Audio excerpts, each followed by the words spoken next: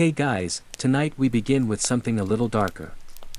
A time of plagues, punishments, and pottage. We're diving into what life was really like during the Middle Ages. Forget the castles and chivalry Hollywood sold you. The truth, you probably wouldn't last a single day. So, before you get comfortable, take a moment to like the video and subscribe, but only if you genuinely enjoy what I do here. And let me know in the comments where you're tuning in from. And what time it is for you. It's always fascinating to see who's joining us from around the world. Now, dim the lights, maybe turn on a fan for that soft background hum.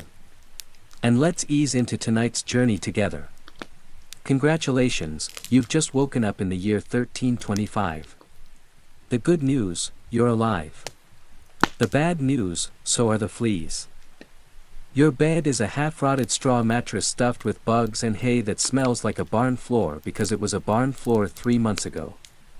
There's no memory foam, no pillows, and definitely no Egyptian cotton sheets. Just a wool blanket that hasn't been washed since last winter and now weighs roughly as much as a small cow from the accumulated grime. You blink awake as the church bell clangs in the distance. It's the medieval version of an alarm clock, only louder and somehow even less merciful. Your home is a wooden hut with one room, no windows, and a charming open-concept floor plan where your family, livestock, and domestic insects all share the same space. The smell, oh, it's a fragrant symphony. A subtle blend of stale beer, human sweat, goat, and something you pray isn't mold, but know in your soul probably is. Scented candles haven't been invented. And even if they were, they just melt on your dirt floor. You try to stretch, but immediately regret it because the air is freezing and your joints ache. You're 22 years old, which in medieval terms is roughly middle-aged. Your spine cacks like an old wooden door, and your knees sound like a bag of rocks being shaken by a confused peasant. Getting out of bed is a gamble. The floor is either wet from last night's rain, which leaks through the thatched roof, or crusty from something your neighbor's chicken did. Either way, your bare feet are now part of the ecosystem. Oh, and privacy. What's that? Your entire family and maybe a random cousin who just never left are waking up beside you. There's no bedroom, no curtains, no me time, just communal everything. Welcome to morning in medieval Europe, where you're never truly alone because parasites, rodents, and 8 other people are always with you. And this is just how your day starts. It only gets worse from here. So, you've managed to crawl out of your medieval haystack of horrors. Congrats. Now, nature calls. And it's not calling politely. It's screaming. Here's the part where you start missing the modern bathroom. There's no toilet, no seat, no toilet paper, no flush, not even a mildly resentful plunger in the corner. In the 14th century, relieving yourself is an adventure, a social experiment, and often a small public event. If you're a peasant, your bathroom is likely a wooden bucket behind the house, which is already full because Uncle Wolf Stan had a rough night after eating bad turnips. The smell is biblical. You hold your breath, do your business, and then here's the kicker. Toss it into the street. Yes, the street. You're supposed to shout something like Garde-l'eau before dumping it out the window. That's old French for watch out below. Although, frankly, no one ever moves fast enough.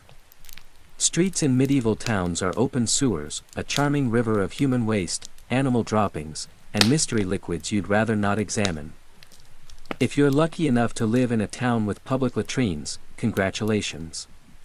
You get to sit shoulder to shoulder with strangers in an outhouse where privacy is a myth and ventilation is a cruel joke.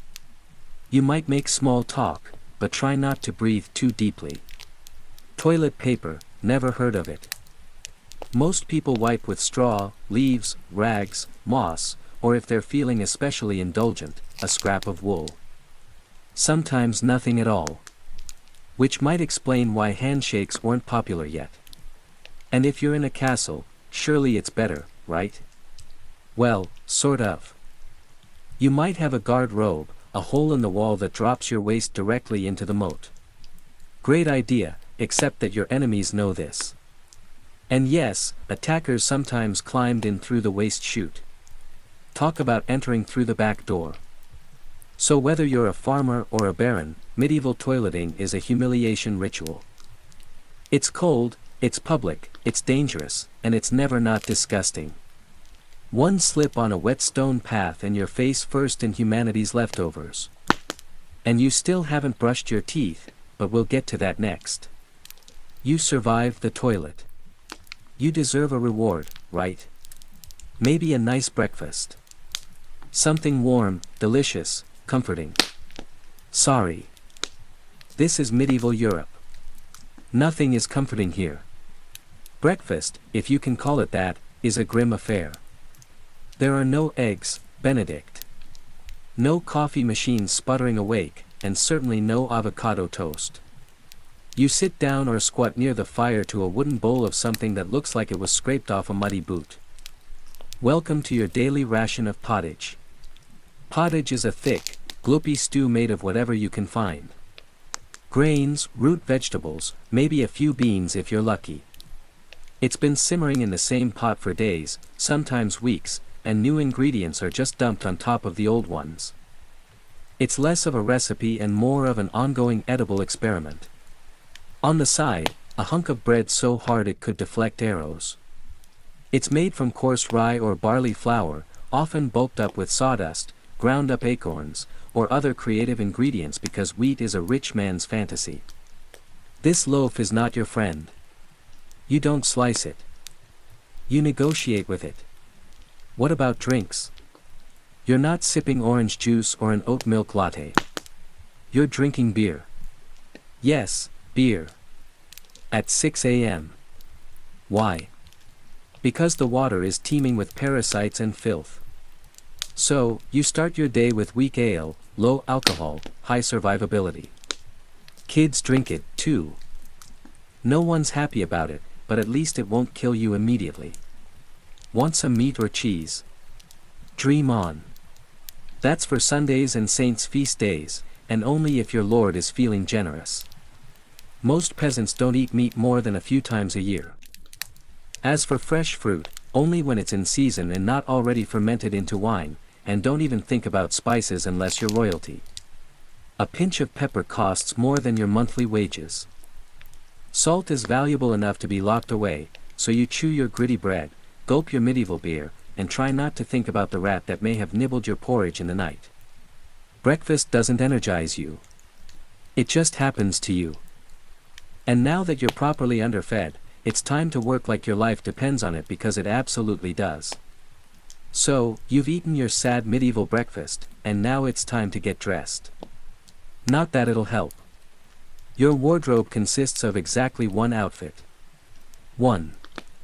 It's a rough wool tunic or linen shift that you've worn every day for months, possibly years. There's no such thing as seasonal fashion. There's just wear this until it disintegrates or gives you a fungal infection. Underwear optional. If you're lucky, maybe a linen under tunic. If you're not, well, you're going commando under layers of scratchy, sweaty wool, all lovingly stitched together by someone who probably had no idea what a seam was supposed to look like. There's also no washing machine, no soap, and absolutely no dry cleaner in sight.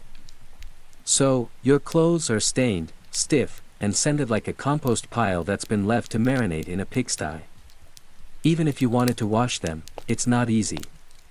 You'd have to haul water from a river or, well, heat it over a fire, scrub your tunic on a board with ashes or lye, and hang it in the sun, which is out approximately 3 days a year. And don't get me started on shoes.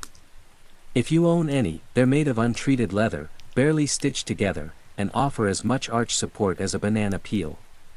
Most peasants just go barefoot through mud, through dung, through medieval landmines, aka sharp rocks and disease puddles. All this means one thing. Your skin hates you. You itch constantly.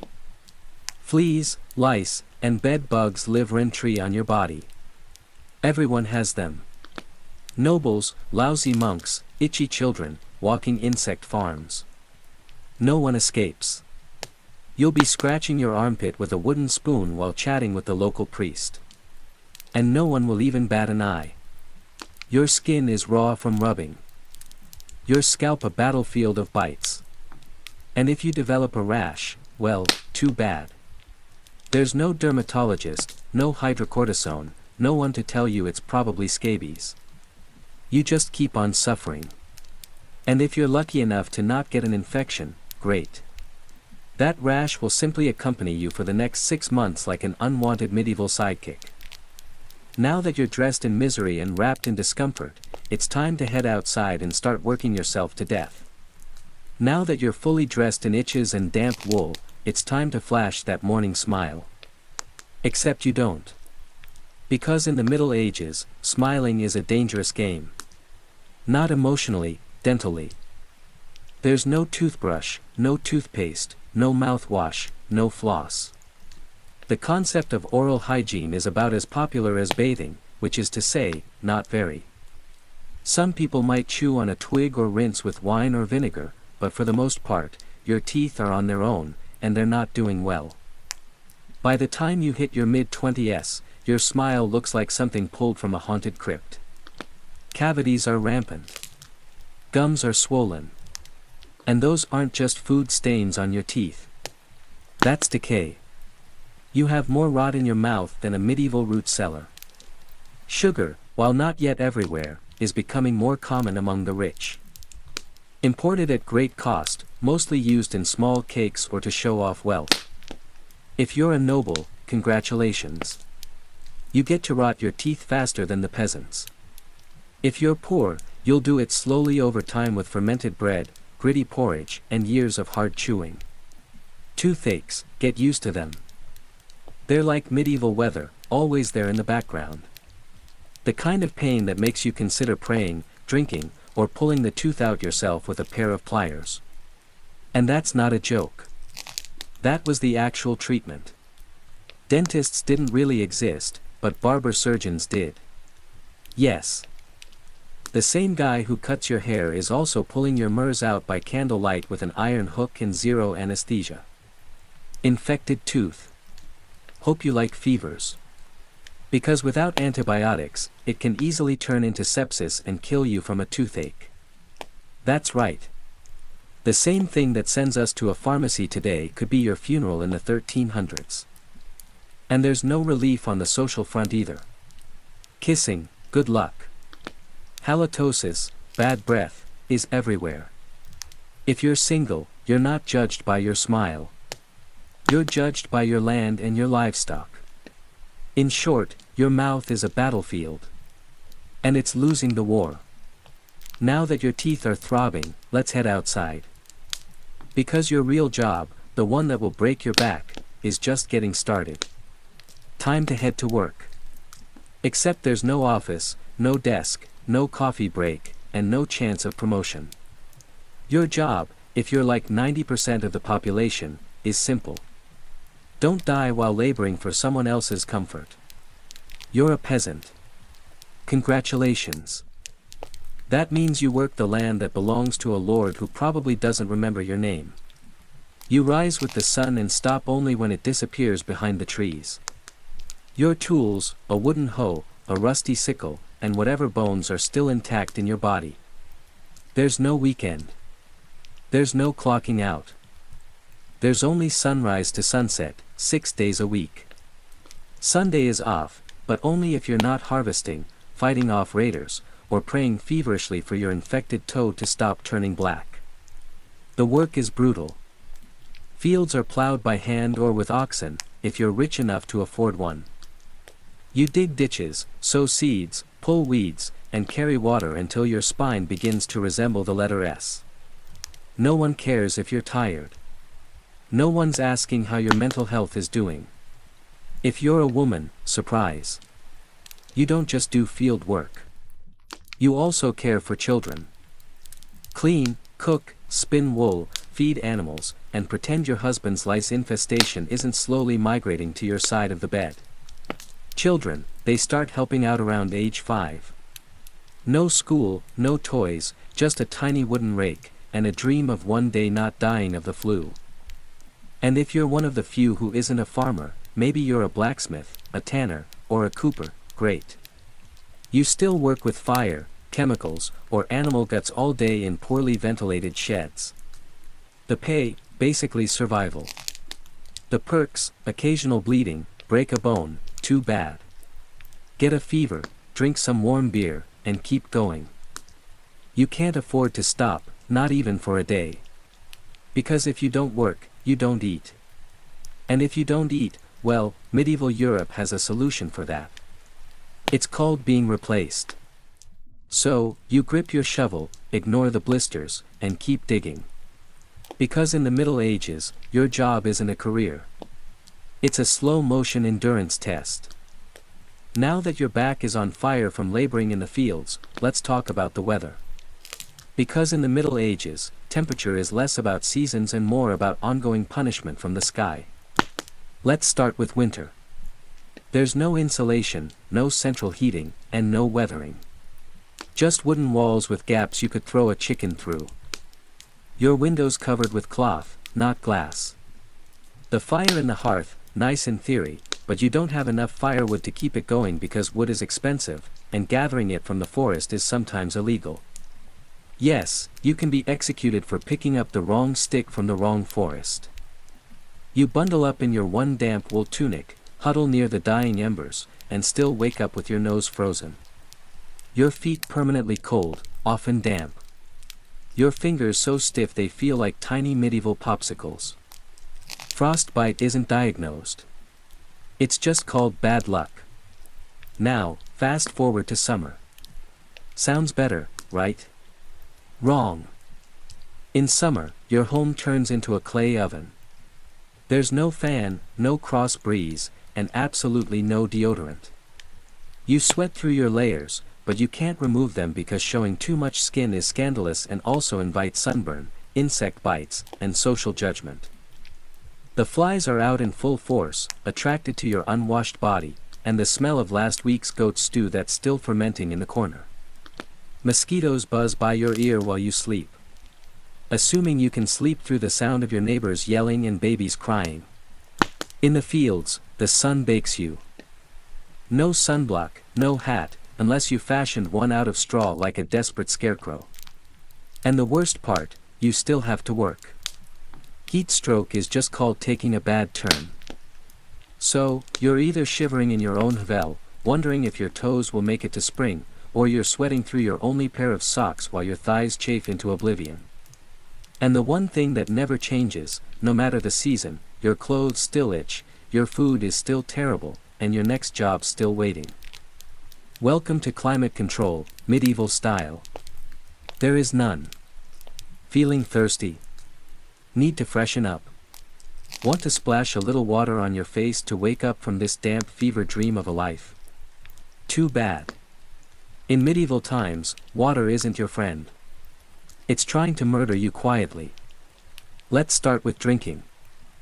The nearby stream looks fresh, bubbling, and clear, like something out of a fantasy movie. But spoiler alert, it's not. Upstream, someone just dumped a chamber pot into it. And if not that, then a dead pig is probably decomposing in it. Parasites, bacteria, and the entire microbial army of medieval Europe awaiting in every sip. That's why people drank beer. Yes, beer, even children. But before you imagine medieval kids doing keg stands, understand that it was small beer, weak in alcohol, strong in survival. Brewing boiled the water, so it was safer than whatever flowed through the town ditch. Wine was another option if you were rich enough to afford it and unconcerned with functioning properly before noon. What about bathing? Surely water was used for cleaning. In theory, yes. In practice, absolutely not. See, back then, people believed bathing actually opened your pores and let the disease in. That's right. Washing yourself was considered medically risky. You were cleaner apparently if you never removed the protective layer of filth caked onto your skin. Communal bathhouses did exist, but they quickly gained reputations as places for gossip, scandal, and sometimes full-on medieval extracurriculars. So, naturally, the church got involved and shut many down. Even if you did want to bathe, it was a full production. You'd need to fetch water from the well, boil it over a fire, fill a wooden tub that leaked, and then pray no one else in the house used it before you, or worse, after. And rainwater collected in open barrels where birds poop, insects breed, and moss thrives. Sounds refreshing, doesn't it? So whether it's going in your mouth, on your body, or onto your crops, water in the Middle Ages is less of a life source and more of a gamble. One wrong gulp and you're spending your final days sweating in a straw bed, clutching your stomach and contemplating all your life choices. Next time you sip tap water, raise a glass for our ancestors. They didn't have the luxury of hydration without hazard, so you drank the water. Or maybe you didn't. Maybe you just stubbed your toe on a rock shaped like disappointment. Either way, you're sick. You need help. You need a doctor. Too bad you live in the Middle Ages where medicine is really just polite torture with a theology degree. Let's start with the diagnosis. Everything wrong with you, whether it's a cough, rash, broken bone, or the creeping plague, is caused by your humors being out of balance. The four humors were blood, phlegm, yellow bile, and black bile. According to medieval science, your health depends on keeping them balanced, like some sort of internal soup. Got a fever? Too much blood. The answer? Bloodletting. That's right. Let's drain your life force into a bowl using a dull blade or a hungry leech. And yes, barbers were often the ones doing it. Imagine getting a haircut and a hemoglobin extraction in one sitting. 2 for 1, baby. Feeling sad or anxious? That's clearly an excess of black bile. The cure? Laxatives. Maybe a warm herbal purge or just prayers and a cold compress while everyone avoids eye contact with you and starts carving your coffin. Now, if you break a bone or get a nasty wound, you're in real trouble. There's no anesthesia unless you count passing out from pain. Surgery is done with knives that haven't been cleaned since the Crusades.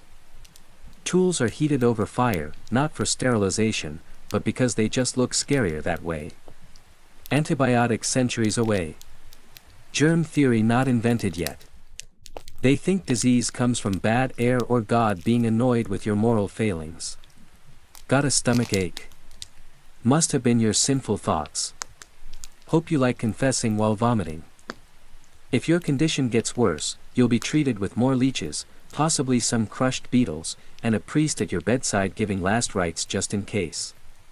At this point, they're preparing for the cure known as death.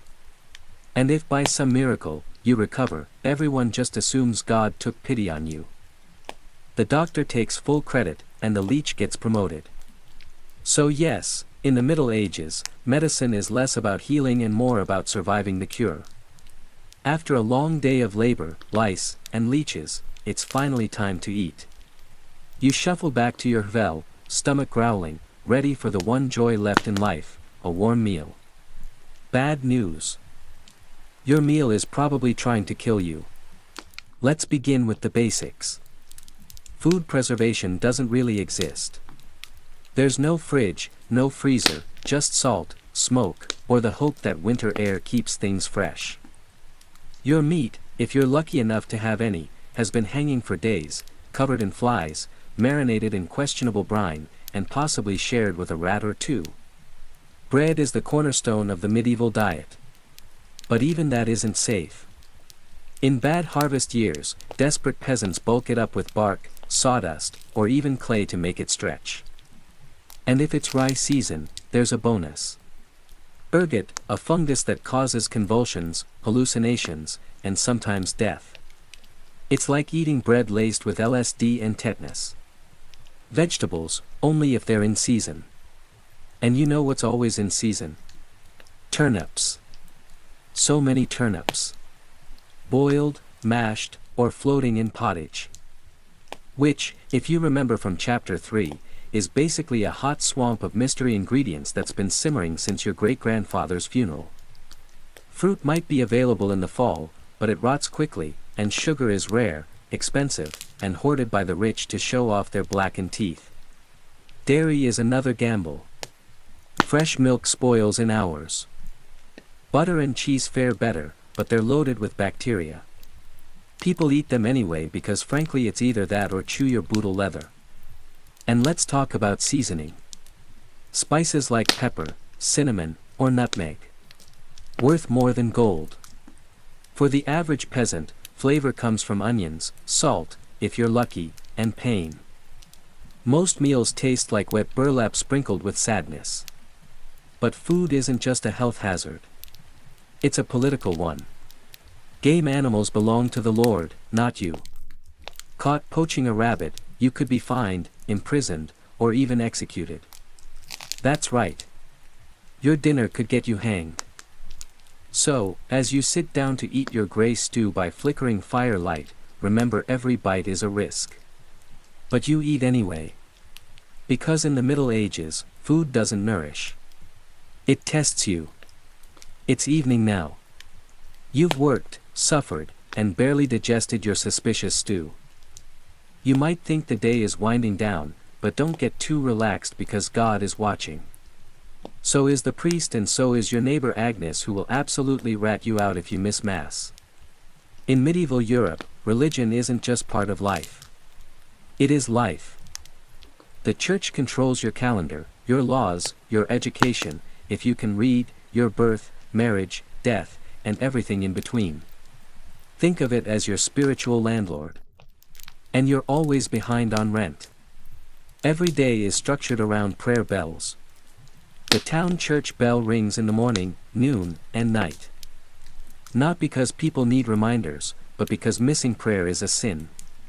Forget to bow. Sin. Eat meat on a Friday. Sin. Think about your neighbor's wife in that one dream, double sin. And yes, hell is very real. Vividly real. Priests describe it in glorious detail. Rivers of fire, lakes of boiling blood, demons with pitchforks, and eternal wailing. If the plague doesn't scare you, eternal damnation definitely will. You can't read the Bible yourself because it's written in Latin, a language reserved for monks, clergy, and that one noble kid who's too good for dirt. You rely on the church to interpret everything for you. That means if the priest says your crop failure is because you didn't pray hard enough, well, time to kneel harder. Tithes, a tenth of everything you own, are mandatory. If you grow wheat, you give wheat. If you raise chickens, you give eggs. If you have nothing, congratulations. You're spiritually bankrupt and financially doomed. Holidays, they're holy days. Dozens of them. And while they offer breaks from labor, they're not for fun. Therefore, attending Mass, fasting, confessing sins, and reminding yourself that joy is a dangerous indulgence. Questioning the church is dangerous, heretics are burned, witches are drowned, blasphemers are flogged, and skeptics are quickly reformed. So you go through the motions. You chant. You bow. You pray that your soul after enduring this dirt-covered life might finally land in paradise, assuming the priest likes you. Because in the Middle Ages, God may be merciful. But the church, not so much. If you thought being a medieval peasant was rough, try doing it as a woman. All the filth, famine, and fear, plus childbirth, subservience, and social invisibility. In the Middle Ages, being a woman is like being on hard mode with no health potions and no restart button. From birth, a girl's life path is pretty much locked in. Marry young, bear children, serve your husband, die tired. Education, not likely. Unless you're from a noble family and sent to a convent, your intellectual development stops around the time you learn how to churn butter and patch a tunic. Marriage happens early. Really early. It's not weird to be betrothed at 12 and pregnant by 14. It's not about love. It's about land, livestock, and alliances. Your opinion not required. Once married, you're basically your husband's property. Your job is to produce heirs, feed everyone, keep the house running, and not complain. Because complaining might get you branded a nag or worse, a witch. That label comes with a complimentary drowning or burning, depending on local fashion. Childbirth is a death lottery, There's no prenatal care, no sterile tools, no anesthesia. Midwives do their best, but even minor complications can mean death for the mother, the child, or both. Some women survive 10 pregnancies. Many don't survive, 2. But don't worry, once the baby is out, your work increases. Now you have a screaming infant in a lice-ridden hut, and you're expected to nurse, cook, clean, and still help in the fields. You don't get a break. You are the break for everyone else. If you're unmarried, you're suspicious. If you're widowed, vulnerable. If you're outspoken, dangerous. Women who didn't conform were often accused of witchcraft, especially if they had herbal knowledge, a strong personality, or just looked at someone funny on a rainy Tuesday. Even in the church, your role is limited. Nuns lived under strict rules. No speaking without permission, no freedom of movement, and your spiritual worth always ranked below men.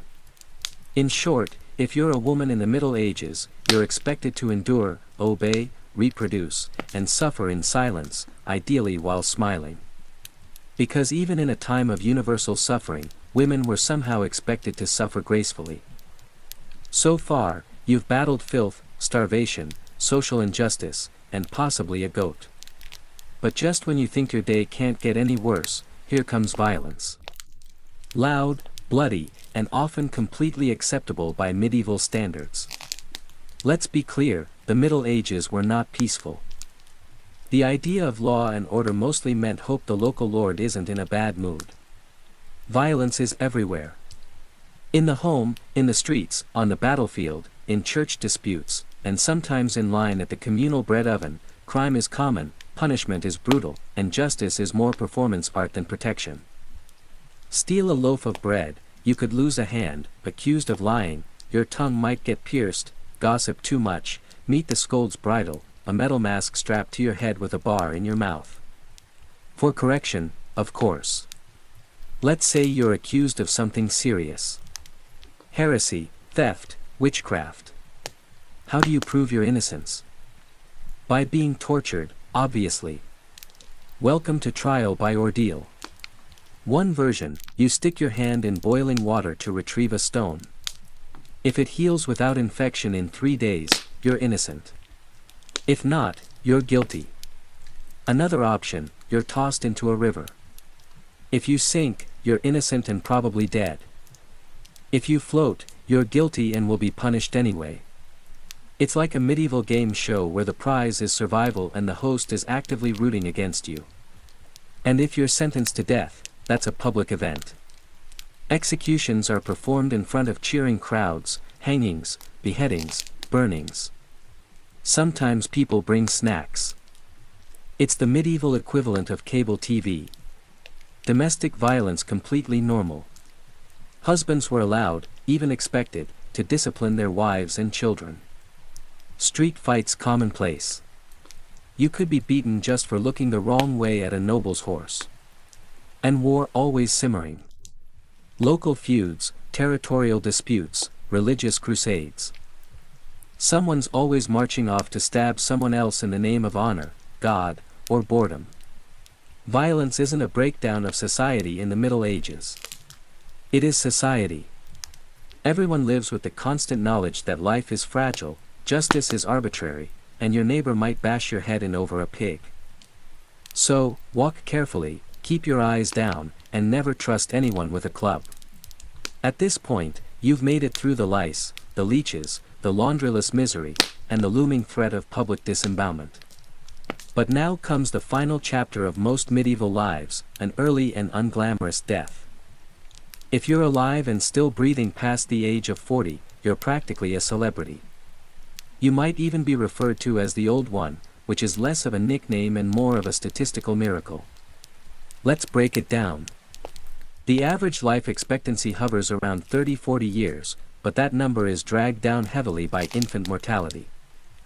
Nearly half of all children died before reaching age 5. Disease, malnutrition, or one bad winter was all it took. No vaccines, no antibiotics, no hope. If you survived childhood, you entered adulthood already exhausted.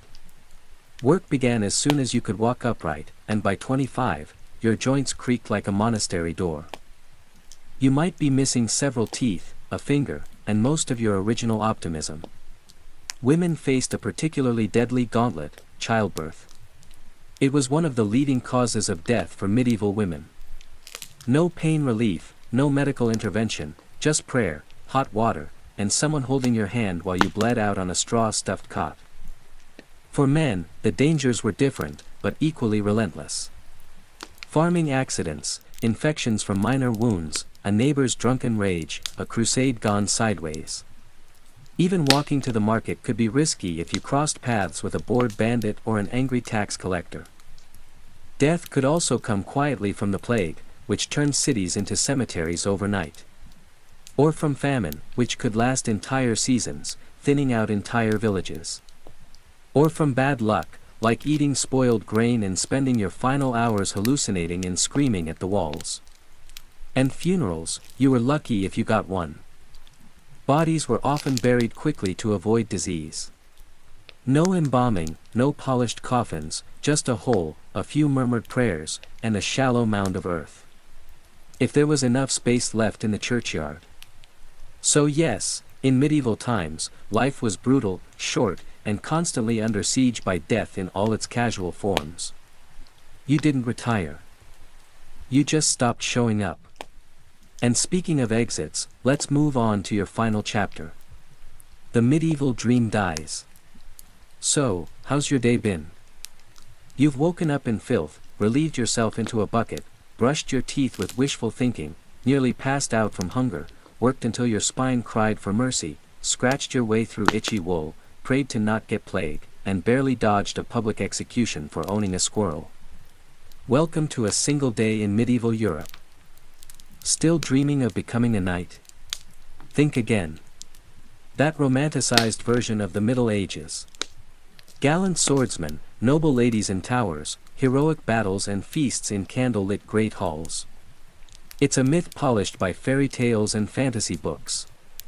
In truth, the medieval world was gritty, cruel, and deeply unfair. Hierarchy was everything. If you were born poor, you stayed poor. If you were born rich, congratulations. You had a better chance of surviving. But you were still one bad soup away from dysentery and a hasty burial. Even the nobles weren't immune to misery. Castles were drafty stone refrigerators filled with fleas, smoke, and politically motivated marriages.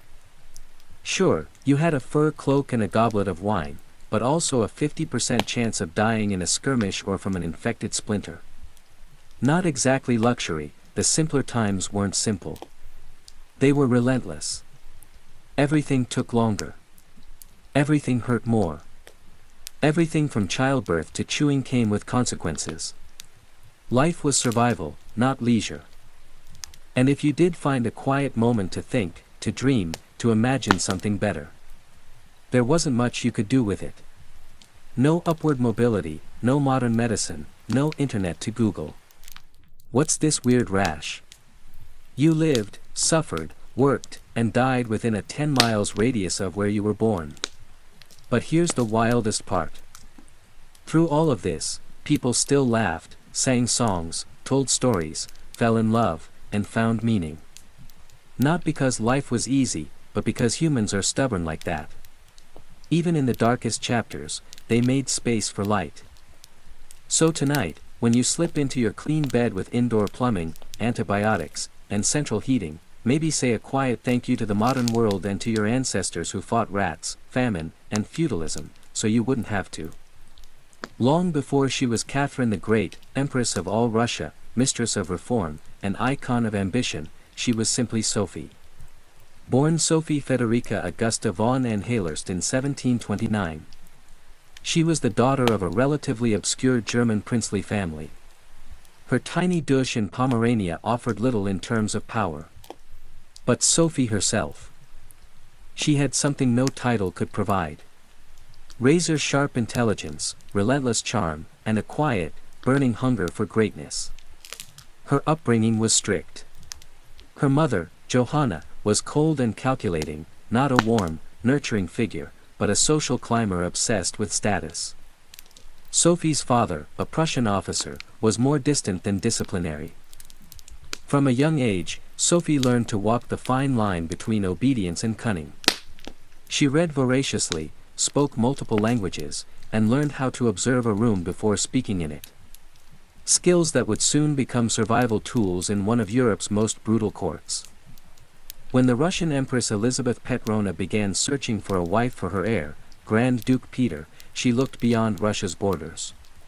Peter himself was of German descent, and Empress Elizabeth believed a foreign bride, pliable and grateful, would be easier to control. Sophie fit the bill perfectly. Noble blood, Lutheran faith, which she'd be forced to abandon. And a reputation for both grace and humility. At just 14 years old, Sophie was summoned to Russia. She arrived in the freezing capital of St. Petersburg in 1744, wearing thin German fabrics and a diplomatic smile. Her mother pushed her forward like a chess piece. Sophie, however, had her own game in mind. To become acceptable in Russian society, she converted to Orthodoxy, taking the name Ekaterina Alexa, Catherine. The ceremony was public, symbolic, and life-altering. She wasn't just changing religions. She was burning the bridge behind her, stepping into a foreign empire with no way back. No one watching the quiet teenage girl in a fur-trimmed coat could have predicted what would come next. Betrayal, revolution, enlightenment, and empire. But from the moment Sophie stepped foot in the Russian court, she stopped being a pawn and began planning how to become a queen. Catherine's marriage to Grand Duke Peter was meant to secure her place in Russian royalty. But from the very beginning, it felt more like a cage than a crown. Peter, heir to the Russian throne, was not the dashing prince of fairy tales. Awkward, immature, and obsessed with toy soldiers, he was far more interested in playing war games in his chambers than governing an empire or showing affection to his new wife. Some accounts even suggest he refused to consummate the marriage for years. He idolized Frederick the Great of Prussia and resented the Russian court that had adopted him. In contrast, Catherine embraced Russia with a fierce determination. She learned the language, studied its history, and memorized Orthodox rituals. She wanted to belong. Peter wanted to escape. This mismatch wasn't just emotional. It was political. The Russian court was a viper's nest of gossip, paranoia, and brutal power games. Empress Elizabeth still ruled with absolute authority, but her health was in decline. Everyone knew a transition was coming and everyone had an agenda. Catherine was watched constantly. Her letters were read, her friendships monitored, and her every move scrutinized. She couldn't trust her husband, her mother, who was still whispering in her ear on behalf of foreign interests, or even her servants. In this world, alliances could turn into accusations overnight. But Catherine was no fool. She learned to play the court's games quietly, cultivating allies in the shadows. She charmed military officers, made friends with scholars, and developed a reputation for dignity and restraint, a stark contrast to her husband's childish tantrums and open contempt for Russian traditions. Behind closed doors, Catherine began reading Enlightenment thinkers like Voltaire and Montesquieu. While others saw her as a young consort, she was building a vision, not just for herself, but for Russia, a nation of strength, education, and reason. But there was one problem.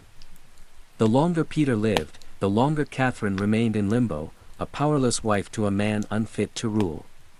So she waited, observed, and planned. She knew the Russian throne wouldn't be inherited. It would have to be taken. In 1762, after nearly 2 decades of waiting, watching, and quietly maneuvering, Catherine saw her moment, and seized it with breathtaking precision. Empress Elizabeth had died, and Peter, now Peter III, was finally Tsar. But his reign began unraveling almost immediately.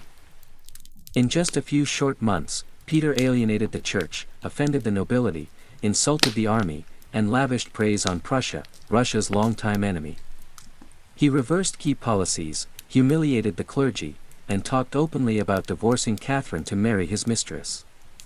The court, already wary of his erratic behavior, turned cold. The army, filled with generals loyal to Catherine, grumbled in corridors. Even ordinary Russians, devout and patriotic, saw Peter as a foreign puppet who mocked their traditions. Catherine, watching all of this unfold, made her move.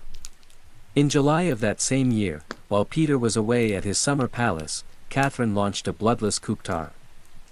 Supported by key military officers, including her lover, Gregory Olaf, and his influential brothers, she rode through St. Petersburg in full regalia, was proclaimed Empress Catherine II, and won the allegiance of the powerful imperial guard. Peter, caught off guard and without allies, surrendered within days. He was taken into custody and shortly after found dead under mysterious circumstances. Officially, it was reported as a hemorrhoidal colic. Unofficially, it was murder. Catherine was now empress. Not by birth, not by marriage, but by will, wit, and audacity. It was unprecedented. A foreign-born woman with no legitimate claim had taken the Russian throne without a single battle. But her real challenge was just beginning. She had to transform that bold grab for power into a lasting legacy. Would Russia accept her? Would the nobility respect her? Could she hold the empire together without falling victim to the same fate as her husband?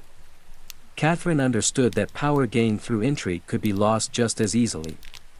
She needed to rule not as a schemer but as a visionary. And so began her transformation from a careful conspirator to a reforming empress. One who would redraw borders, embrace the Enlightenment, and redefine what it meant to be a woman in power. Once Catherine had the crown, she could have rested on her power. But she didn't. She had something bigger in mind than simply sitting on a throne. She wanted to transform Russia. And not just militarily or politically, but intellectually. While Peter had worshipped Frederick the Great and toy soldiers, Catherine idolized Voltaire, Diderot, and the bold thinkers of the Enlightenment. She believed in reason, progress, education, and the role of a monarch as a servant of the people, even if she herself ruled with absolute authority. Catherine didn't just read Enlightenment philosophy. She lived it. She corresponded directly with Voltaire for over 15 years, flattering him while defending her autocracy. She invited Diderot to her court and even purchased his entire library to support him financially. Behind closed doors, she pored over legal texts, debated reforms, and crafted policies to modernize the empire. Her early reign was filled with efforts to codify Russian law. She formed the Legislative Commission in 1767, an ambitious project intended to rewrite the entire legal code of Russia. Catherine's own Nikasas or instruction was a political manifesto in disguise, one that spoke of equality before the law, the dangers of torture, and the responsibility of rulers to serve the common good. For an empress in 18th-century Russia, it was radical. But Enlightenment ideals had to survive the realities of Russia, a vast, feudal, deeply conservative land ruled by nobles who liked their serfs exactly where they were, beneath them. Catherine knew this. While she advocated reform, she moved carefully. She abolished some forms of torture, expanded access to secular education, and built schools and libraries. But she also reaffirmed the nobility's control over their serfs to keep them loyal. This was Catherine's balancing act. A philosopher queen in public, a practical empress in private. She walked a tightrope between ideology and survival, between the shining salons of Paris and the gritty politics of Moscow. Her vision for Russia was bold, but always calculated. In many ways, Catherine wasn't trying to make Russia European. She was trying to make Russia modern on her terms. And that meant reform, yes, but with an iron hand in a velvet glove. Catherine wasn't content with reforming Russia from within. She wanted to expand it outward to make it an empire worthy of fear, admiration, and envy. Where Peter the Great had opened a window to the west, Catherine aimed to knock down the walls. Under her leadership, Russia's borders stretched wider than ever before. She waged wars not just to defend her crown, but to reshape the map of Europe. One of her most significant campaigns was against the Ottoman Empire. These wars, fought in waves throughout the 1760s and 1770s, weren't just about territory. They were about influence. Catherine saw herself as the liberator of Orthodox Christians living under Muslim rule and as the rightful protector of Eastern Europe. Under generals like Alexander Suvorov and Gregory Pumpkin, Russia captured key regions including Crimea, the northern coast of the Black Sea and access to warm water ports, something Russian czars had coveted for generations. These victories weren't just military, they were symbolic. With each conquest, Catherine sent a message. Russia was no longer the distant backward cousin of Europe. It was a continental force. She also turned her gaze westward. In a series of deals and diplomatic maneuvers, Catherine participated in the partitions of Poland, carving up the struggling Polish-Lithuanian Commonwealth along with Austria and Prussia. By the end of the Third Partition in 1795, Poland was erased from the map and Russia claimed vast new lands and millions of new subjects. But Catherine didn't just conquer with armies. She also colonized with ideas. New cities were built. Trade routes were expanded. German settlers were invited to cultivate Russian farmland. The empire became a mosaic from the icy Baltic to the sun-drenched shores of the Black Sea. And through it all, Catherine remained the central force, reading reports, issuing orders, and personally overseeing the shape of her expanding empire. Critics would accuse her of being power-hungry, even imperialistic. But to Catherine, expansion wasn't ambition. It was destiny. A great ruler, she believed, was measured not just by ideas, but by borders. She didn't just want to rule Russia. She wanted to remake it as a civilized empire, feared by its enemies, respected by its peers, and loyal to her alone.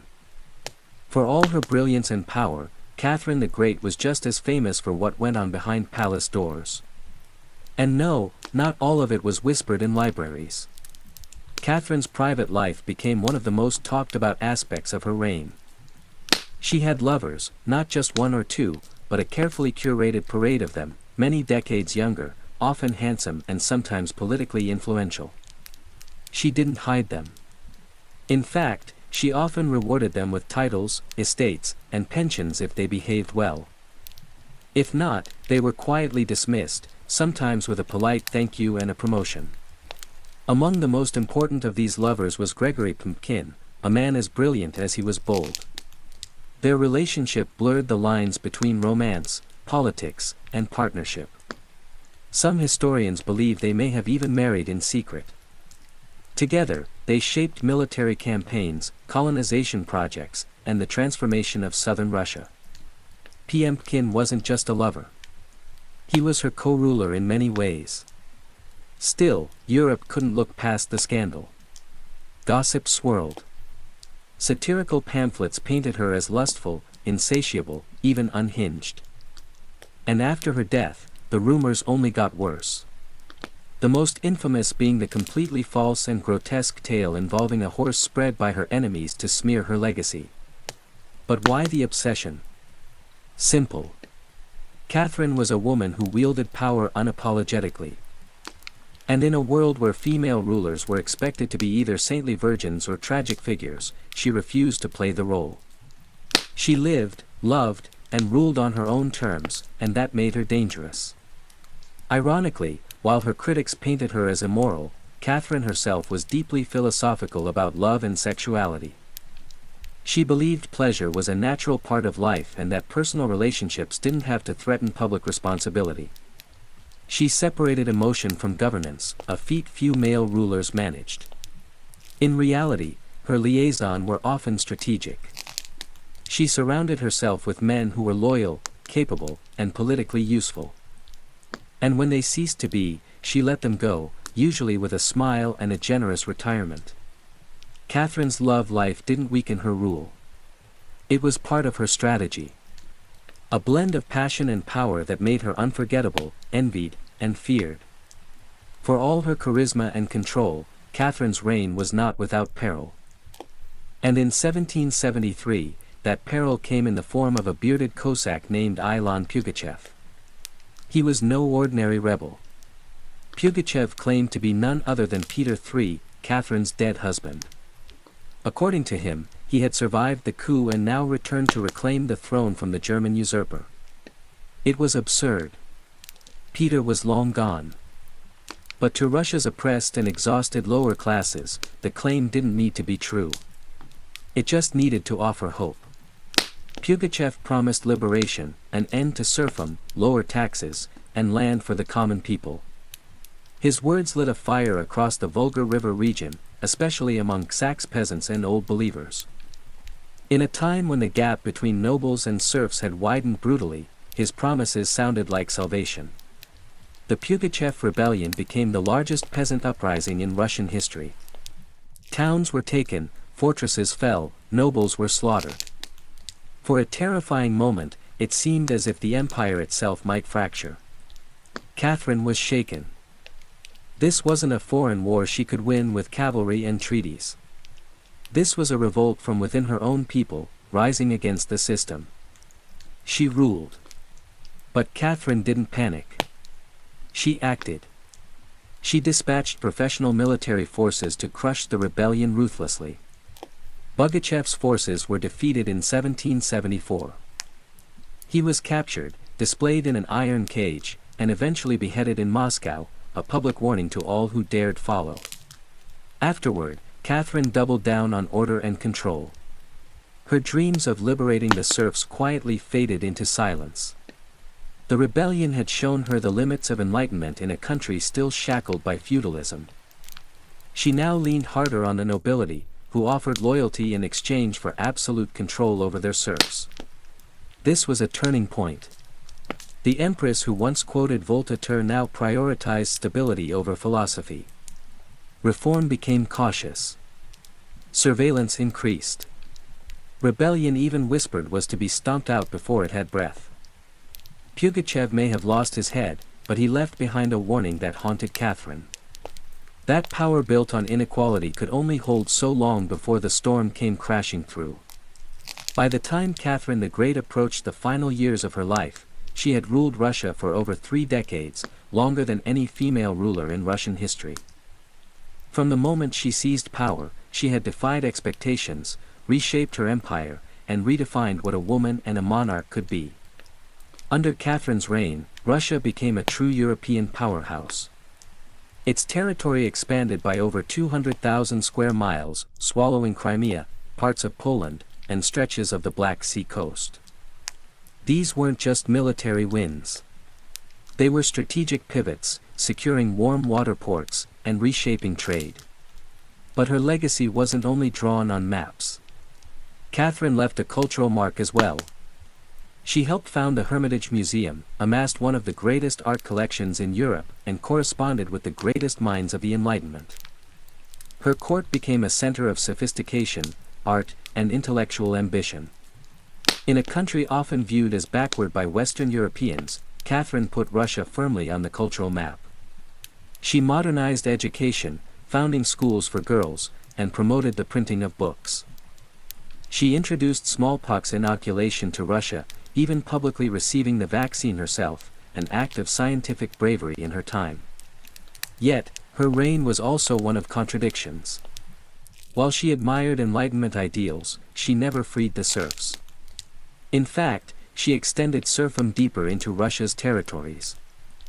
Her reforms, while impressive, remained mostly top-down, designed to polish the empire without truly transforming its foundations.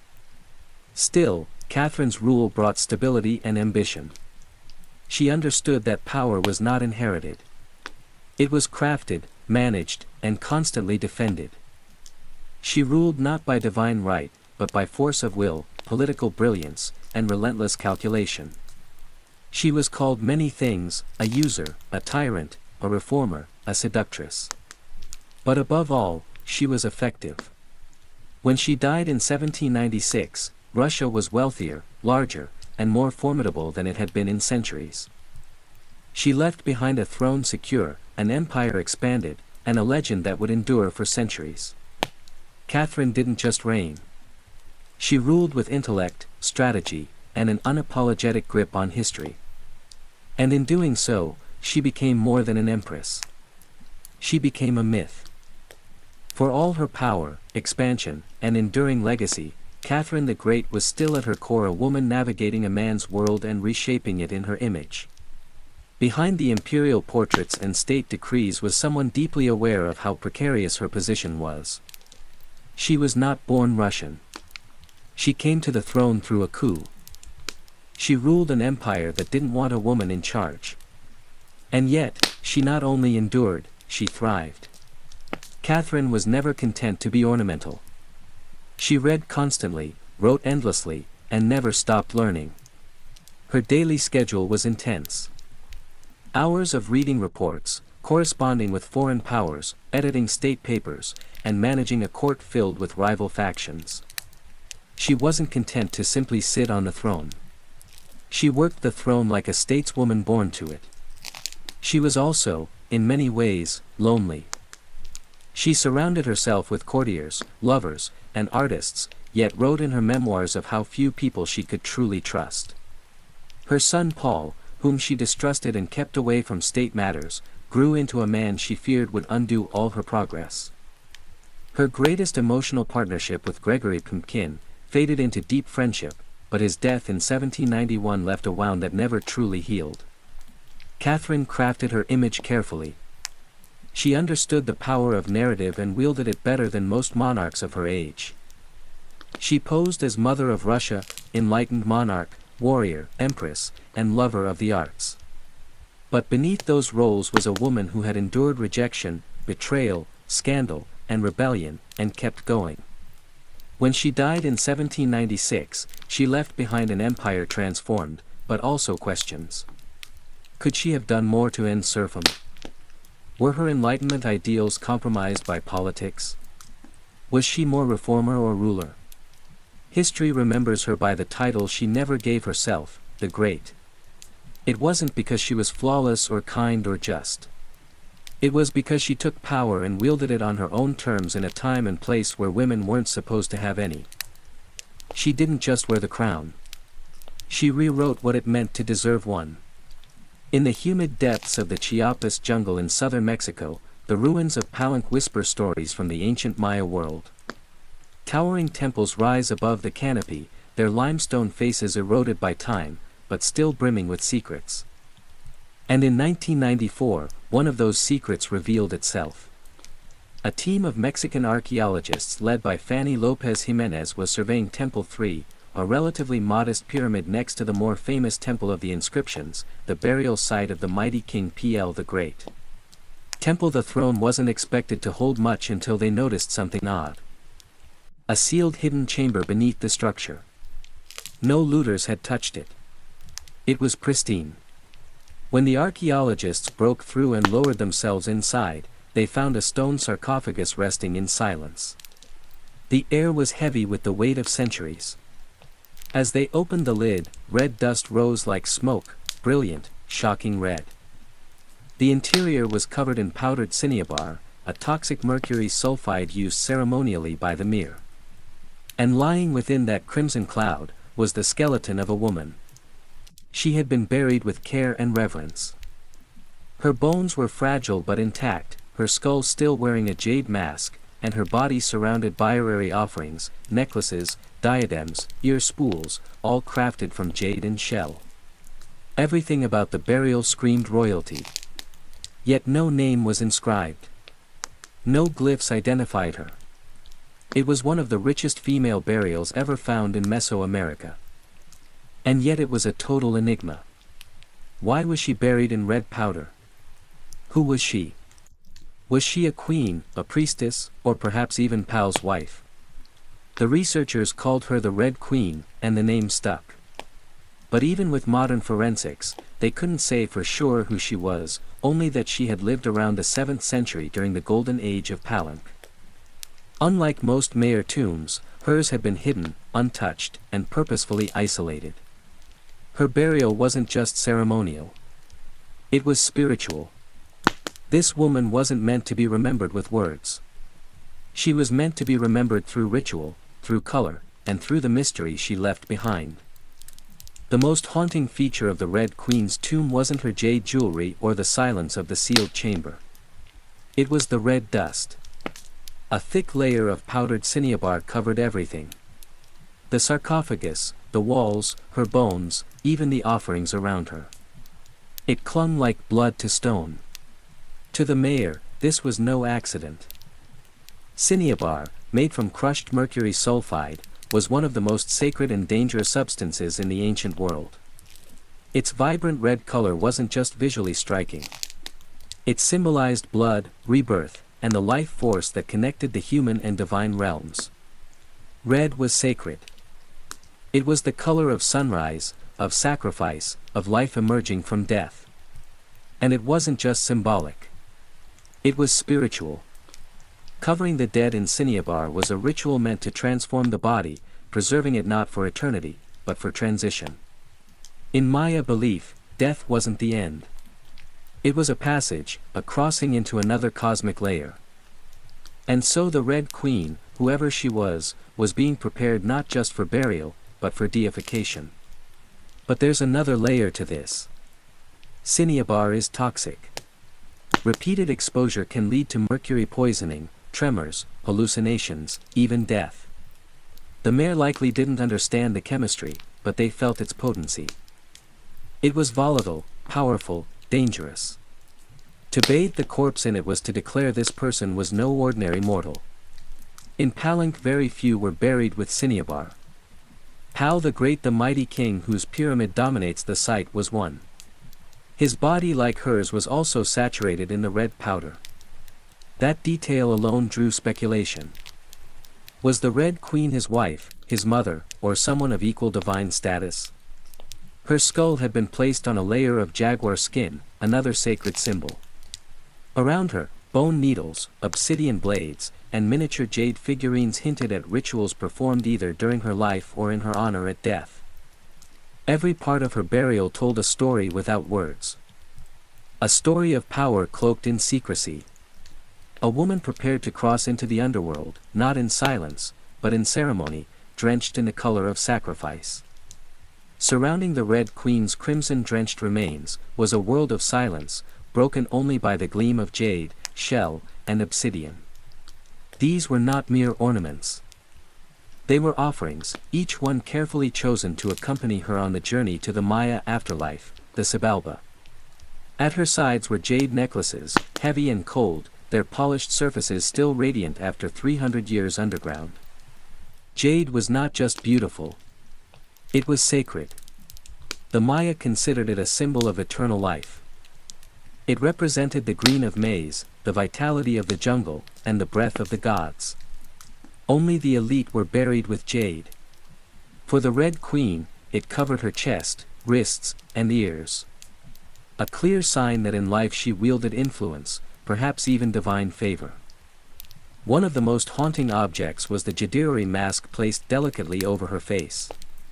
Unlike the golden death masks of Egypt, this one was subtle, constructed from dozens of tiny mosaic tiles arranged to mimic the contours of her skull.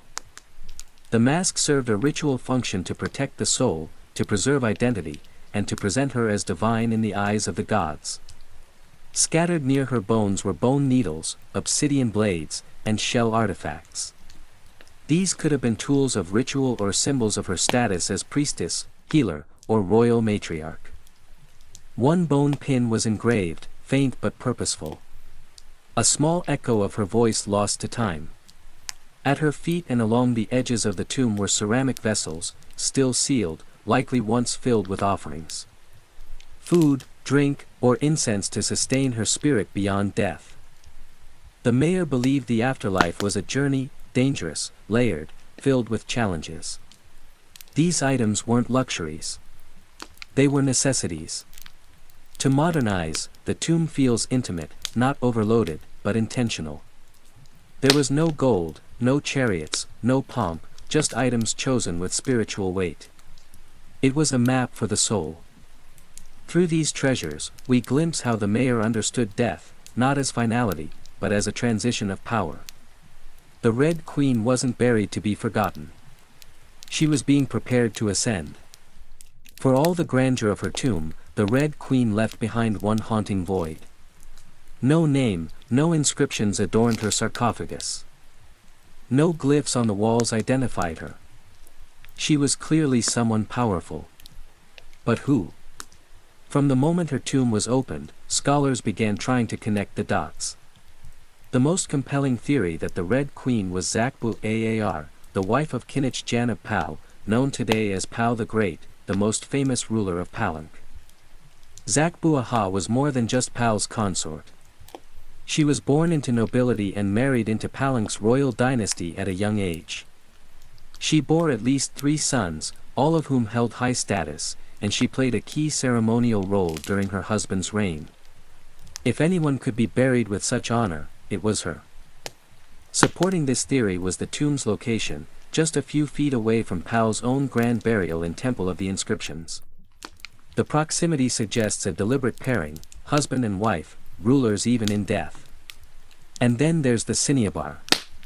Only 2 burials in Palank were found with such intense cinnabar coverage. Pal and the Red Queen. It's unlikely this was coincidence. But here's where the mystery deepens. DNA tests were conducted on both sets of remains in hopes of confirming the connection. But the results inconclusive. The woman's bones showed no direct maternal link to Pal. But that didn't rule out a spousal relationship. After all, marriage does not require shared blood. Some have argued she could have been Sakuk, Pal's powerful mother who ruled Palank before he came of age. Others suggest she may have been a high priestess or a sister or a royal ancestor whose name has simply been lost to history's erosion. Still, the evidence points most strongly to Taku-Ao, a queen by title, a mother of kings, and a spiritual counterpart to Pal. The lack of a name may not be an oversight. It may have been intentional. In Maya cosmology, the soul lived on not through monuments, but through ritual, symbol, and the whispers of the earth. And so, the Red Queen remained suspended between legend and truth. A woman who ruled, remembered not in stone, but in scarlet and silence. To understand the Red Queen, we must understand the world she came from. A world where Maya women, especially royal ones, held more influence than many realize.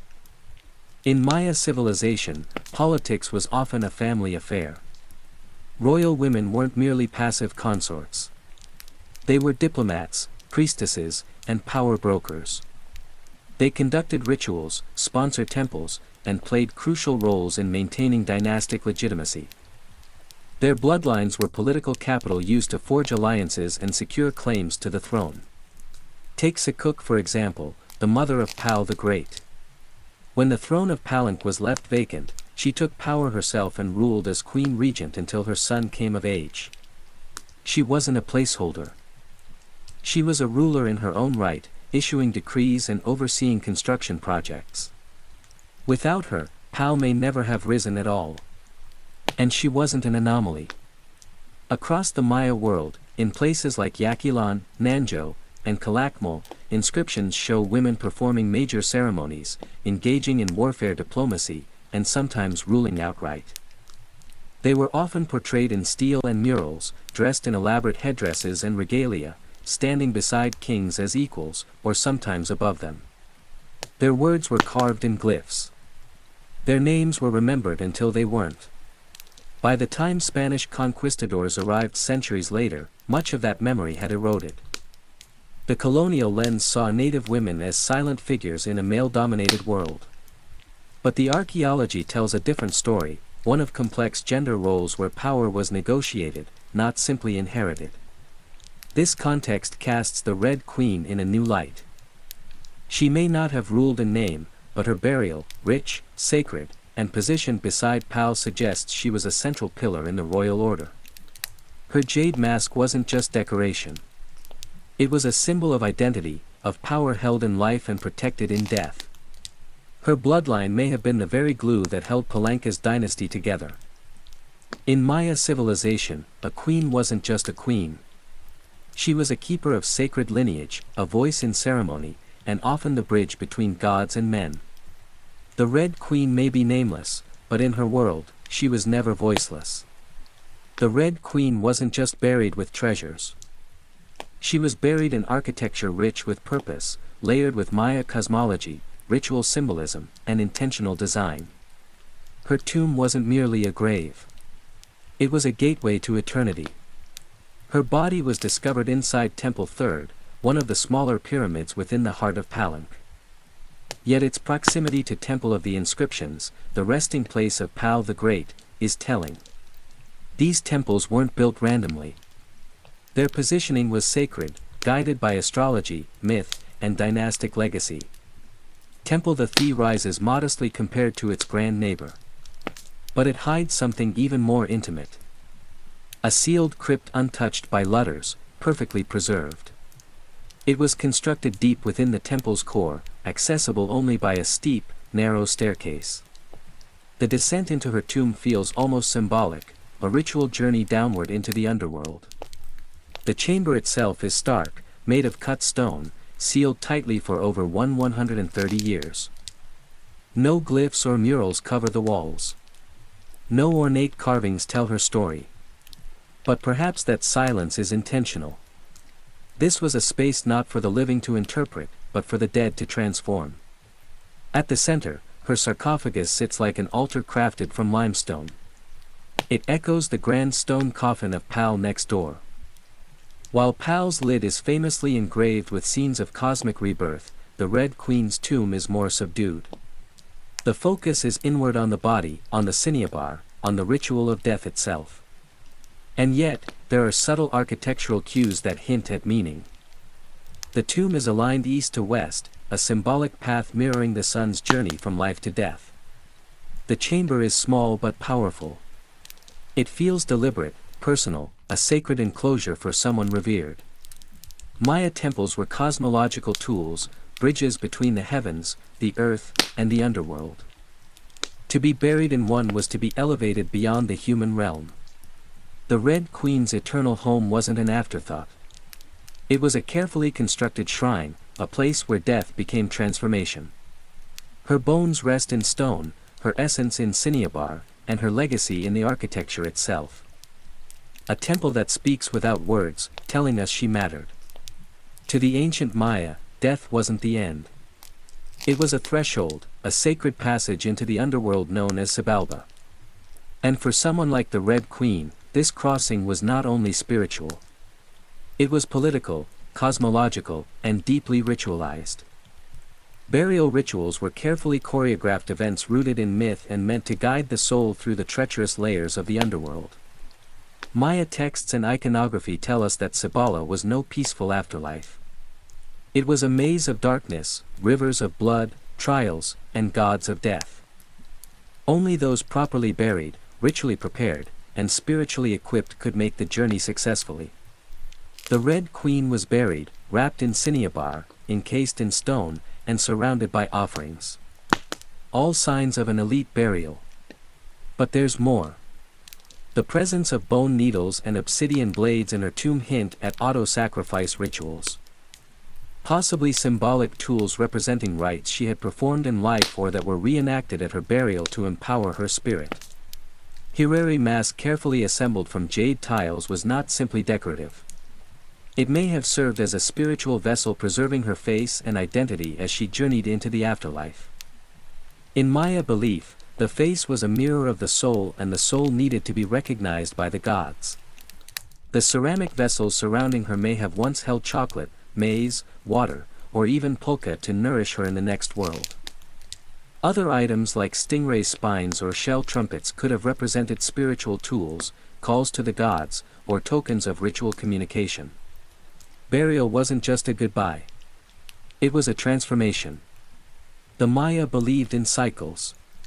Death as seed, burial as planting, and the afterlife as rebirth. Kings and queens were often seen as earthly incarnations of gods. And in death, they returned to those divine origins. The Red Queen, covered in the color of blood, entombed in a pyramid, and honored with offerings, was being prepared for rebirth, not as a mortal, but as a being tied to the sacred order of the cosmos. Her burial wasn't the end of her story.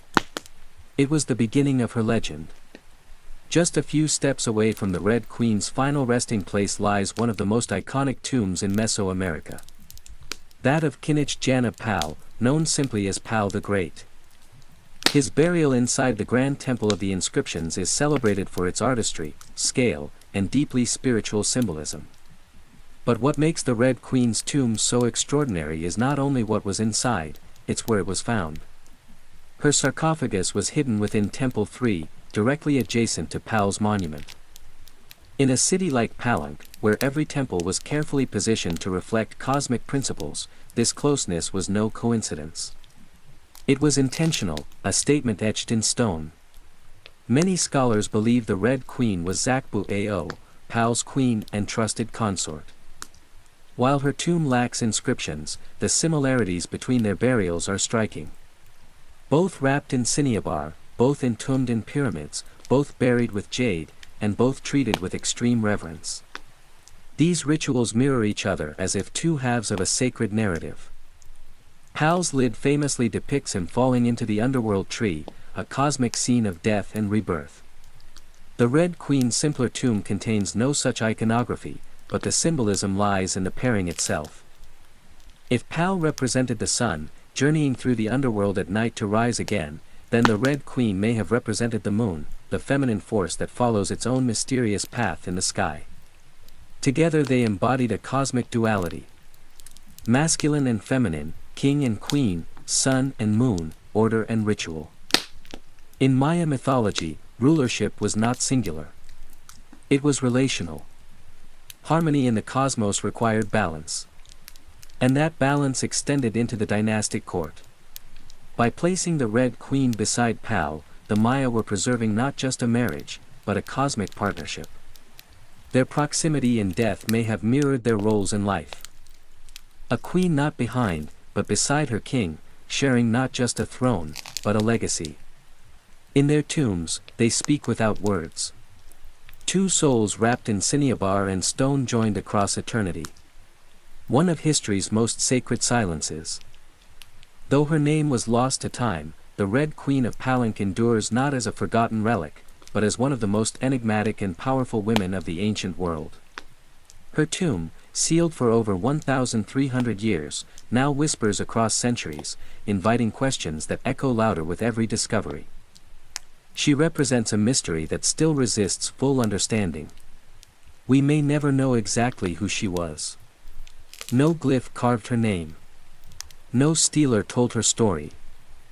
And yet the care in her burial, the richness of her offerings, the symbolism of her crimson-drenched bones, all speak of a woman profoundly important, not merely as a wife or consort, but as someone who held real influence, spiritual weight, and royal blood. Today, the Red Queen forces us to re-evaluate assumptions. She's a reminder that in the ancient Maya world, women were not silent. They led rituals, governed cities, and shaped dynasties. While kings like Pal have long taken the spotlight, the Red Queen's re-emergence reminds us that power did not belong to men alone. It flowed through mothers, queens, priestesses, and visionaries. Her legacy is more than the treasures she left behind. It's the conversation she started among archaeologists, historians, artists, and storytellers. Every jade bead, every layer of cinnabar, every architectural choice in temple that tells us something deliberate. This woman mattered. And perhaps that's the most extraordinary part of her story. Not what we know, but what we still don't. The Red Queen teaches us that history isn't just a collection of facts. It's a living puzzle, a shared human longing to connect with the past. In that sense, her legacy is still unfolding. She lies wrapped in red, the color of life and sacrifice, of blood and rebirth. Her face, once hidden behind a jade mask, now stares back at us through science, art, and wonder. She remains nameless, but not voiceless. Mysterious but not forgotten. The Red Queen may have ruled a kingdom in life, but in death she rules something greater, our imagination. Her tomb was sealed in stone. Her story was written in silence. And still somehow she speaks. Frida Kahlo was born on July 6, 1907 in the vibrant district of Coyoacán, then a village on the outskirts of Mexico City. Her childhood home, the Casa Azul, the Blue House, was filled with color, contradiction, and quiet strength. It would later become a sanctuary, a battleground, and a museum to one of the most iconic artists of the 20th century. Frida was the third of four daughters born to Guillermo Carlo, a German-Hungarian photographer, and Matilda Calderon, a devout Catholic of indigenous and Spanish descent. Her parents were opposites. Guillermo, reserved and intellectual. Matilda, religious and emotionally distant. Frida would inherit her father's introspection and artistic eye, but also her mother's fierce resilience. As a child, Frida was imaginative, outspoken, and bold. She read voraciously, and asked questions most adults didn't want to answer. But at the age of 6, she contracted polio, which left her right leg thinner and weaker than the other. A physical difference she tried to mask with long skirts, but never allowed to limit her spirit. The illness left her bedridden for months and isolated from other children. During this time, she grew close to her father, who encouraged her to exercise, ride bicycles, and stay mentally sharp. Unlike most girls of her time, Frida didn't aspire to become a wife or a homemaker. Her goal to become a doctor, she enrolled in the prestigious National Preparatory School in Mexico City at age 15. One of only a handful of girls accepted. There she stood out not just for her intelligence but for her rebellious wit, radical thinking, and unique sense of style. She joined a group of young intellectuals known as the Cachuchas who debated philosophy, literature, and politics. Frida was drawn to revolution, to ideas that challenged tradition. But even in those early years, before the bus crash that would define her body and before the fame that would define her legacy, Frida Kahlo was already painting herself into the world with sharp edges, unapologetic ideas, and an identity too big to fit inside anyone else's expectations. She wasn't just growing up in Coyoacán. She was preparing to remake herself entirely. On September 17, 1925, Frida Kahlo's life was split in two. The girl she had been and the woman she was forced to become. That afternoon, she boarded a wooden bus with her boyfriend, Alejandro Gomez Ares, after school. They were laughing, teasing each other, and probably arguing. Frida never did anything halfway. But moments later, the bus collided with a streetcar, and in an instant, her future unraveled into pain, metal, and silence. The crash was horrific. The streetcar crushed the bus against a wall, splintering wood, and flinging passengers. Frida was impaled by an iron handrail. It entered her left hip and exited through her pelvis. Her spinal column fractured in 3 places. Her right leg shattered. Her foot dislocated. Her collarbone and ribs broke. Her shoulder was dislocated. Her abdomen was pierced. She was just 18 years old. A man covered her with a borrowed overcoat. Someone else noticed her body was sparkling, not from blood, but from the gold powder she had been carrying in a pouch. It had exploded on impact, dusting her broken form in what looked like glittering ash. Frida was taken to the Red Cross hospital and underwent numerous surgeries over the following months. She spent weeks in a body cast, flat on her back, immobile, writhing with infection and uncertainty. The future she'd imagined of becoming a doctor slipped further away with every passing day. But in that stillness, something began to stir. Her father gave her brushes. Her mother rigged a special easel to hang above her bed. A mirror was placed on the canopy so she could see herself. And there, lying in plaster and agony, Frida began to paint. First out of boredom, then out of obsession. Her first subjects were her own reflection, because she was all she had. But what emerged wasn't vanity. It was survival. The crash had broken her physically, but it had also opened a door. A door into her own mind, her own body, and eventually into the surreal language of pain and identity that would define her art. The girl who wanted to heal others, now began healing herself, one brush stroke at a time. As Frida Kahlo lay encased in plaster and steel, a body fighting itself with every breath, she began to paint. What started as a form of therapy soon became a language. And that language was deeply personal, brutally honest, and often hard to look at, which was precisely the point. Frida didn't paint pretty flowers or polite landscapes. She painted pain, her pain, physical, emotional, and existential. Her first subjects were self-portraits, not because she was vain, but because, as she famously said, "I paint myself because I'm so often alone, and because I am the subject I know best." Her early works were small in scale, painted on tin or wood panels inspired by Mexican retos, devotional paintings meant to tell stories of suffering and miracles. Frida turned this tradition inward. Her body became the canvas. Her emotions became the altar. She painted herself as split, as pierced, as bleeding. In one painting, she is impaled by nails like a modern-day martyr. In another, she floats in a barren landscape, tethered to a broken column, a metaphor for her shattered spine. She painted herself weeping, fractured, decapitated, and bare, but never passive. Always watching.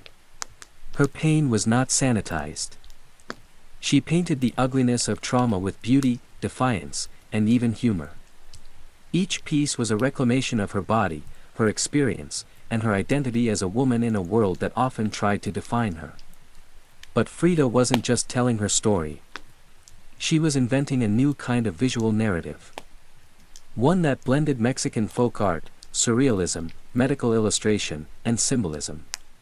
Her paintings became dreamlike autopsies of her soul, framed in color, culture, and myth. By the time she recovered enough to walk again, albeit painfully, Frida was no longer the girl who had wanted to be a doctor. She was an artist, and her art was unlike anything anyone had seen. She had taken the worst thing that had ever happened to her and turned it into a source of creation. Frida Kahlo didn't just paint her pain. She made the world look at it, and in doing so she turned suffering into a sacred act of self-expression. In 1928, still recovering, still painting and just 21 years old, Frida Kahlo met the man who would become the most profound and turbulent relationship of her life, Diego Rivera. He was 20 years her senior, already Mexico's most famous painter. Massive in both stature and presence, Rivera was a giant of Mexican muralism, known for his sweeping, politically charged frescoes that told the story of the Mexican people. Frida had seen his work before. She admired it. But now she wanted his opinion of her work. She brought her paintings to him at the Ministry of Education, interrupting his scaffold work to ask bluntly, "Do I have talent?" Diego took one look and said, "Yes, and not just out of kindness." He recognized in her something rare, an unfiltered voice, raw and unpretentious, full of rage, irony, pain, and beauty. They began a relationship that was as consuming as it was creative. Frida once said, "I suffered 2 accidents in my life. One in which a streetcar knocked me down. The other was Diego." They married in 1929. An odd pairing to outsiders. Diego, massive, unfaithful, politically famous. Frida, sharp-tongued, fiercely independent, already walking with a cane. Her parents called it a marriage between an elephant and a dove. Their bond was passionate but chaotic. Diego supported her art and encouraged her growth as a painter. But he was also endlessly unfaithful, even with Frida's own sister, Cristina. Frida was devastated, and in return, she took lovers of her own, both men and women, including rumored affairs with Leon Trotsky and painter Georgia O'Keeffe. They divorced in 1939, then remarried a year later with different terms.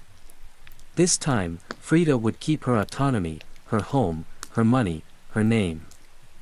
Their second marriage was less about traditional love and more about creative partnership and mutual understanding. Despite the betrayals and the heartbreak, Diego remained a constant force in Frida's life. He challenged her. He wounded her, but he also believed in her as an artist, as a revolutionary, and as a woman who could redefine what painting could be. Together, they were not peaceful, but they were legendary. In the 1930s, Frida Kahlo followed Diego Rivera on a journey north to San Francisco, Detroit, and New York as he completed high-profile mural commissions. These years abroad brought her face to face with American industrialism, wealth, and the contradictions of capitalism, and they left her with deep political discomfort. Frida was a proud Mexican nationalist, a committed communist, and an admirer of indigenous traditions. The opulence she witnessed in the United States, especially while the Great Depression ravaged much of the country, only deepened her sense of disillusionment. In letters home, she mocked the culture's materialism and obsession with appearances. She missed the grit, color, and contradiction of Mexico. While Diego painted enormous murals on factory walls, Frida began to paint smaller, quieter revolutions, deeply personal works on tin and canvas. Her style solidified, sharp, surreal, emotional, and intimate. It was during this time that she produced some of her most iconic self-portraits. Frida didn't just paint herself for vanity. She painted herself to survive. Her identity became her landscape. With her body constantly in pain from her accident, multiple surgeries, and a failed pregnancy in Detroit, she turned inward. Her portraits showed her bleeding, fragmented, exposed. Yet her face was always calm, always direct, unapologetic. One of her most powerful works, Henry Ford Hospital, shows her lying on a hospital bed, crying, surrounded by floating symbols of loss. A fetus, a snail, medical equipment, a cracked pelvis. It was raw, graphic, and deeply emotional. A canvas that bled with truth. Back in Mexico, Frida immersed herself in leftist politics. She and Diego welcomed Leon Trotsky into their home while he lived in exile. Frida wore Tijuana dresses, traditional indigenous garments, not just as fashion, but as a political and cultural statement. Her art was never disconnected from her beliefs. Her identity, her body, and her ideology all intertwined in her work. While Rivera was painting murals of revolution, Frida painted its human cost. The body in pieces, the mind on fire, and the self always staring back. In exile and in illness, she became not just a painter of pain, but a painter of resistance. When Frida Kahlo returned to Mexico in the late 1930s, she was no longer just Diego Rivera's wife. She had become something else entirely, a force, an artist whose work radiated with raw honesty, surreal symbolism, and cultural identity. Back in her homeland, she stepped fully into herself. Her Casa Azul in Coyoacán became a sanctuary of color and contradiction. Bright cobalt walls, yellow trim, Aztec statues in the garden, monkeys and parrots wandering freely. The house was a living extension of Frida's imagination. It was a blend of tradition and rebellion, elegance and earth. Here she surrounded herself with pre-Columbian artifacts, exodos, folk art, and revolutionary books. She wore bold Tijuana dresses, wove flowers into her hair, and painted amid the scent of copal incense and the sounds of mariachi on the street outside. This period marked an explosion of creativity. Her paintings became more intricate, more symbolic, and more political. Works like the two Fridas revealed a divided self. One in European dress with a bleeding heart, the other in indigenous clothing, strong and composed. It was Frida's visual autobiography, a portrait of love, loss, and heritage. In 1939, she exhibited her work in Paris, where artists like Picasso, Breton, and Kandinsky praised her fiercely original style. But even among the surrealists, Frida stood apart. When André Breton tried to label her as one of their own, she pushed back. "They thought I was a surrealist," she said. "But I wasn't. I never painted dreams. I painted my own reality." She painted Mexico, not the romantic postcard version, but the living, breathing country she adored. Her work pulsed with symbolism. Skeletons, hummingbirds, hearts, thorns, corn, and blood. She honored the indigenous roots of her homeland while unmasking the violence of its past and present. But even as her artistic voice grew stronger, her health continued to decline. Multiple surgeries, infections, and chronic pain became daily realities. Still, she painted through it, propped up in bed, torso bound in corsets, fingers clenched around the brush. Frida had returned to Mexico, not to rest, but to reclaim her power through paint, through politics, and through her fearless embrace of the self.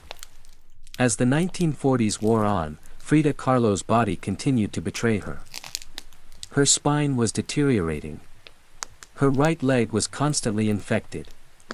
She underwent more than 30 surgeries in her lifetime, often in grueling succession. At times, she was bedridden for months, encased in body casts or immobilized by traction devices that stretched her bones apart. But still she painted. Each canvas during these years became both a release and an act of resistance. Her works grew darker, more defiant. She painted with a clarity sharpened by pain, refusing to hide behind metaphor. In the broken column, she presents herself split down the middle, her body pierced with nails, a cracked ionic column replacing her spine. Yet her face is stoic. Her gaze unflinching. Pain for Frida was no longer just a subject. It was her companion, her antagonist, her muse. Her political voice also grew louder. She joined the Mexican Communist Party, marched in demonstrations, wrote fiery letters, and called out imperialism and injustice. When her health no longer allowed her to walk, she appeared at protests in a wheelchair, defiantly holding signs and shouting slogans. In 1953, Frida was given her first solo exhibition in Mexico, a long overdue celebration of her art. But her health was so fragile, doctors told her she couldn't attend. So she did what only Frida would do. She arrived by ambulance, carried in on a stretcher, and placed in the center of the gallery on her hospital bed. Dressed in traditional finery, surrounded by her own work, she greeted guests with tequila, laughter, and that fire still burning in her eyes. Her final paintings were both childlike and harrowing. In Marxism Will Give Health to the Sick, she painted herself wearing a steel corset cradled by the hands of Marx, casting away symbols of oppression. Her last known work was a still life of sliced watermelons. One piece bearing the words, "Viva la vida, long live life." Even in the face of death, she remained defiant, joyful, and political. Frida Kahlo's last portraits weren't just self-portraits. They were acts of revolution, painted in pain, but always signed with life.